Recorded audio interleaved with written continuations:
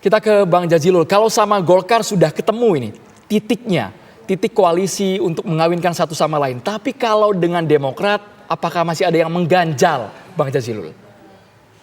Sebenarnya kami dengan Demokrat memiliki sejarah dan histori yang baik. Dan saya secara pribadi pada awal-awal, saya juga membangun gagasan namanya Koalisi Semut Merah ketika itu, untuk kemudian membangun kerjasama dengan Demokrat, dengan PKS ketika itu ya. Namun belum terjadi. Seandainya saja Demokrat dengan PKB memenuhi kuota presidential threshold 20%, saya pikir akan lebih mudah untuk bergabung antara PKB dengan Demokrat karena memiliki histori, memiliki visi, dan sekaligus sudah saling tahu di situ. Apalagi Pak Muhaimin dengan Mas Ahaye ini kan sama-sama figur yang muda menurut saya. Jadi terbuka untuk saling bekerja sama dan lebih harmonis.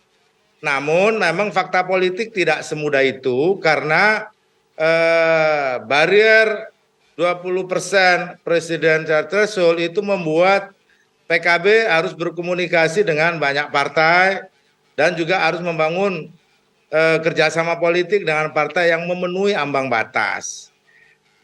Tapi sampai hari ini tidak satupun koalisi-koalisi yang ada yang mengumumkan paket pasangan presiden dan calon wakil presiden. Dan ada koalisi yang kemudian pindah dari satu, katakanlah P3 yang awalnya di koalisi Indonesia Bersatu, kemudian sekarang bergeser. Nah, oleh sebab itu pergeseran-pergeseran akan terus terjadi menurut saya. Dan apakah kemudian PKB dengan Demokrat akan dalam satu kubu misalkan atau koalisi, kami tentu Koalisi Kebangkitan Indonesia Raya itu tetap membuka kebersamaan untuk itu. Tapi begini, untuk koalisi yang mungkin saja terjadi, kita bicaralah soal koalisi besar yang mungkin saja bisa terbentuk begitu ya. Apakah ini nanti akan mendukung dari pihak Prabowo sesuai dengan koalisi yang saat ini dibentuk oleh PKB bersama dengan Gerindra, atau mungkin jangan-jangan bisa juga lompat ke pihak yang lain seperti yang dilakukan oleh P3, Bang Jazilul?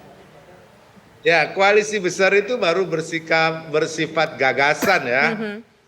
Baru wacana yang disampaikan oleh Partai Golkar atau ketika pertemuan di rumah PAN. Namun sampai hari ini ketika koalisi besar itu mulai diwacanakan, ternyata di tengah-tengah itu secara mengejutkan PDIP mengumumkan calon presidennya Pak Ganjar Pranowo. Apakah koalisi besar ini masih relevan atau tidak?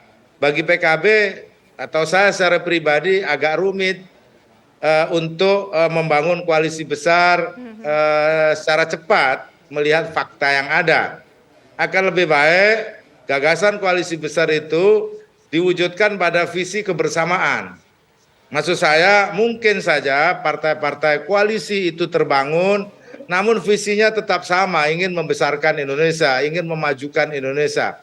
Tapi kalau koalisi besar yang hendak dibangun dengan partai-partai yang lain, seperti gagasan awal, waktu di rumah PAN, ternyata sudah ada partai yang tidak bareng di situ kan. Ternyata tidak dalam koalisi lagi, seperti P3 misalkan.